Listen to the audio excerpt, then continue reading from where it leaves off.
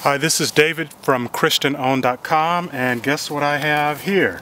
Yeah, it may look like a old discarded juice bottle, but what this is actually a free mini greenhouse or a mini hothouse. Basically, one of the things that I want to advocate or promote to you is that you can get free food not only from the coupons and deals and things you learn about in the Save Money section of ChristianOwned.com, but you can grow food yourself. And one of the things that I'm doing this year is trying to see how cheaply, how much food I can grow without spending any money or spending very little money. And so let me show you how this works. What I've done, oh, let me also mention too that I'm a very amateur gardener, so everything that I say, you want to check it out, investigate it, because part of what I do is I'm kind of making up some things as I go along. So I'm definitely an amateur, so any pros that wandered into this video, don't go ballistic. I give you the disclaimer that everything I say, kind of check it, investigate it with your expert. But anyway, so what I do with these empty juice bottles, first of all, you want to rinse them out real good after you use them, or if you find them from somewhere, so that you rinse out all of the as much of the juice material as possible. Then what I do is just basically take something and cut the bottom off of them. And be careful, kids, if you're doing this, get your parents to help you, and just slice off this bottom like so. Okay, and you want to be very careful, you don't want to cut your fingers. And then I've got that bottom sliced off. Then what I do is I'll take a seed, and what this is maybe 2 or 3 weeks ago I planted some, these are squash, zucchini squash, real little seeds. And what I would do is wet the ground, get it moist, and I've been prepping this ground. In another video I'll tell you what I've been doing to get the soil to be more nutrient rich and able to better grow things. But then this is kind of dry now. I need to kind of water this and get it wet, and I take the little seeds and dig a little hole. Look at the package of your seeds and see what depth you're supposed to put them in, and then I just kind of grind this down over it real firm like that. I've got the cap on.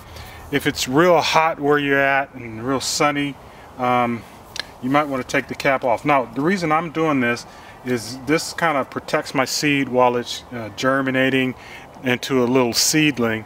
It protects. I've got in my yard like critters that come around, and creatures, animals that come around, birds, whatever, and want to pick in my garden, and maybe little insects and things too. And I believe, I'm assuming this has helped to kind of protect my seedlings a bit, because I'm not having much negative impact of critters coming around so far bothering the seeds I have that are stuck underneath these little mini greenhouses I've made.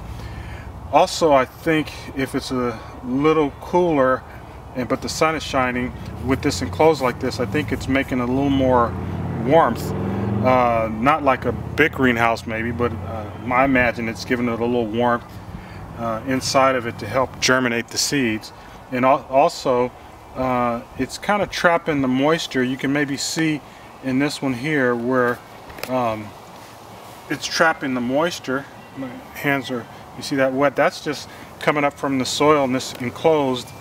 And I guess that may be good if I'm concerned about losing too much moisture on a sunny day all at once.